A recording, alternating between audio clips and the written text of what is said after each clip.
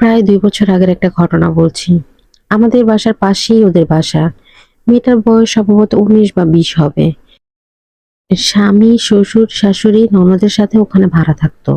তো শুনেছিলাম মেয়েটা নাকি নিজে নিজে পছন্দ করে বিয়ে করেছে ছেলেটার সাথে।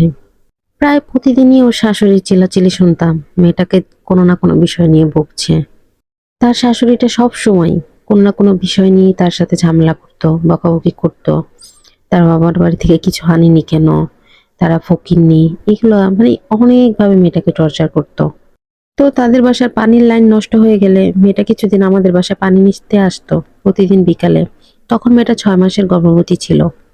প্রেগনেন্ট হওয়া সত্ত্বেও মেয়েটা এত ভারী ভারী কলস পাতিল আলগায় পানি নিতে আসতো, যেটা নিয়ে তার ফ্যামিলির কারো কোনো মাথা ব্যথাই ছিল না।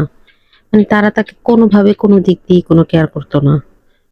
তো কিছুদিন পর জানতে পারলাম মেয়েটার ঘরে নাকি একটা মেয়ে বাবু হয়। মেয়ে হওয়ার পর থেকে তাদের বাসা থেকে আরো বেশি চিল্লাচিল্লি আওয়াজ, ঝগড়াঝাটির আওয়াজ শোনা যেত। তার শাশুড়ি খুব চিল্লাই চিল্লাই বকাবাজি করতেছে, কেন ঘরের কাজ করতেছে না, কেন এটা করতেছে না, কেন ওটা করতেছে না, বাচ্চা কেন কান্না করতেছে, মানে বিভিন্ন বিষয়। তো হঠাৎ করে একদিন শুনি মেয়েটার 3 মাসের মেয়েটা মারা গেছে। পুরো এলাকার মানুষ তাদের বাড়িতে জড়ো হয়েছে, আর সবাই বলাবলি করছে 3 মাসের মেয়েকে মা মেরে ফেলেছে থাপ্পড় মেরে। ঘটনাটা সত্যিই ছিল। মা নাকি তার 3 মাসের মেয়েটাকে হঠাৎ করে রাগ হয়ে থাপ্পড় মেরেছিল। তারপর নাকি মেয়েটার চোখ মুখ উল্টিয়ে যায়, ডাক্তারের কাছে নিতে নিতে ছোট্ট পাখিটা জান্নাতের ফুল হয়ে যায়। আসলে আপনাদের কি মনে হয়, সত্যিই কি মা তার মেয়েকে খুন করছে, নাকি তার পারিবারিক অবস্থা, শাশুড়ি, শ্বশুর, ননদ, হাজবেন্ড সবাই মিলে মেয়েটাকে খুন করছে? বাচ্চা হওয়ার পর একটা মায়ের পোস্টপার্টাম ডিপ্রেশন যে কতটা ভয়ানক, কতটা খারাপ, তা হয়তো এই সমাজের মানুষ কোনোদিনও বুঝবে না। খুনি ওই মেয়েটা না, খুনি তার পরিবারের প্রত্যেকটা মানুষ।